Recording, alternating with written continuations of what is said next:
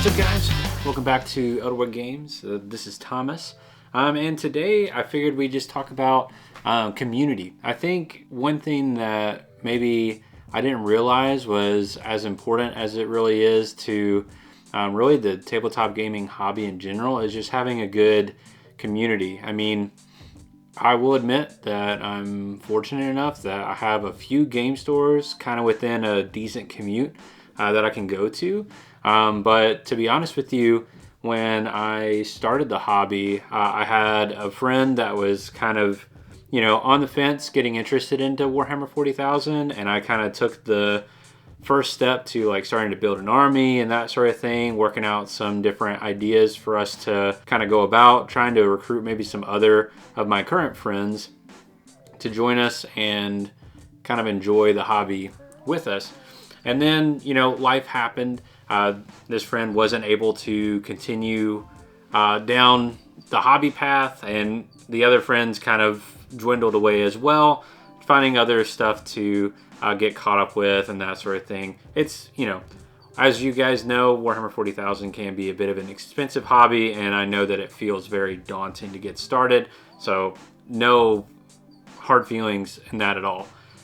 But I had a bit of a problem, right? By the time I kind of realized that no one else was joining me, I already had about 500-ish points of Tau and a couple of units of Space Marines. And so I was left with a bit of a issue. It was like, okay, well, do I just keep collecting and have just the collecting part be the hobby for me? Or do I venture out and go to a shop and start playing with randoms, right?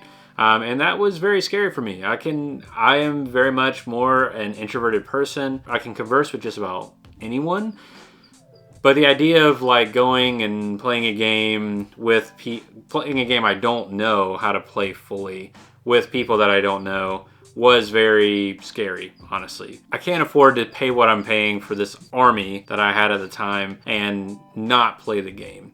To me, I was like, that's just missing out on probably one of the more fun parts of any hobby is going and playing the game. So I had to kind of choose where I would be going for the hobby, and I decided to go to my local Warhammer store. It's closest to me, and it just seemed like the better fit.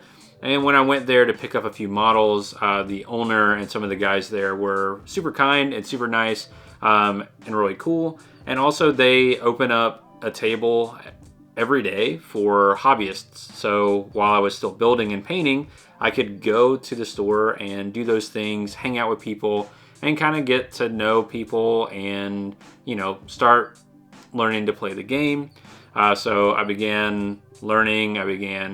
The store owner kind of taught me the basics. I ended up playing with one of the regulars, and it just kind of slowly snowballed. And, now it's hard to imagine playing this game anywhere else. I understand that some of you may not have access to a game store like I do, or let alone, I have at least 3 that are within, a 30-minute commute to me, which is a luxury. Honestly, like I used to live in a smaller town, and by then I would still have maybe one shop within 30, but even just going out 45 minutes to an hour would give me 2, 3, possibly even 4 game stores that I could go to.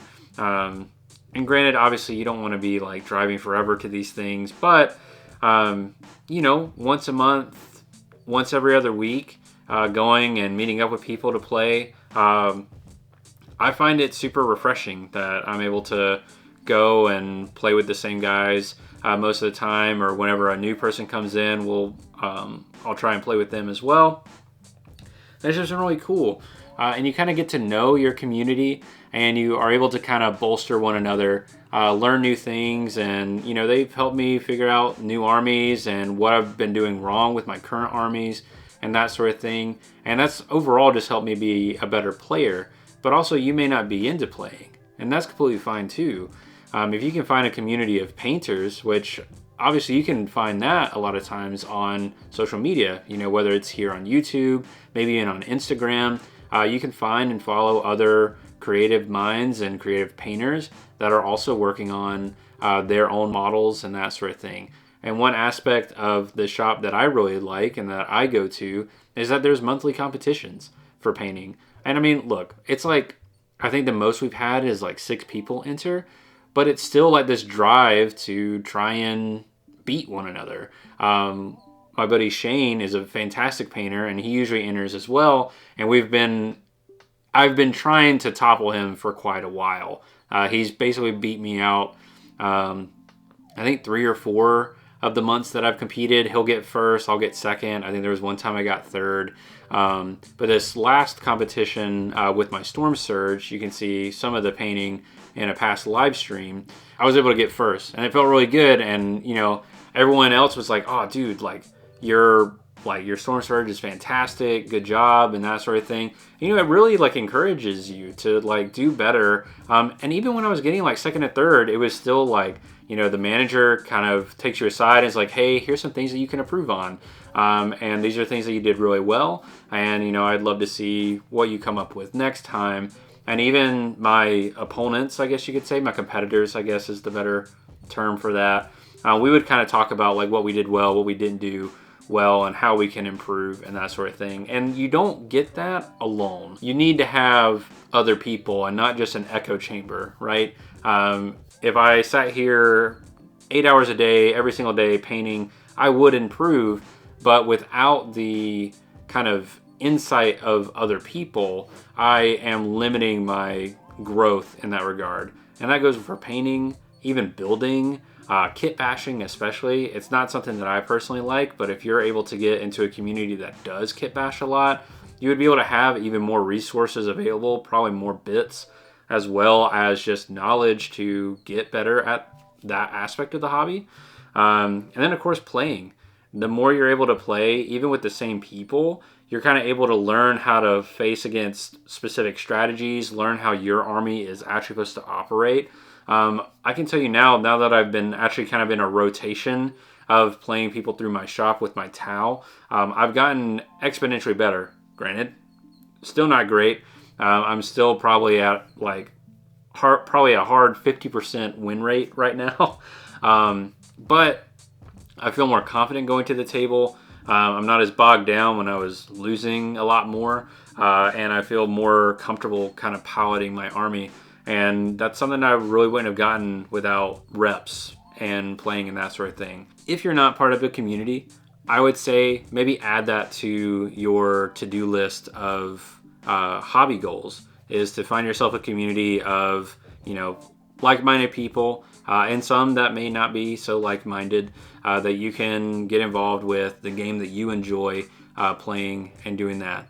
But let me know how your community is and kind of what you have found the greatest benefits of your community are. I'd really love to hear about that in the comment section down below. And maybe you can even help some other people find some communities or some options for communities down there as well. So thanks so much for watching, guys, and I will see you in the next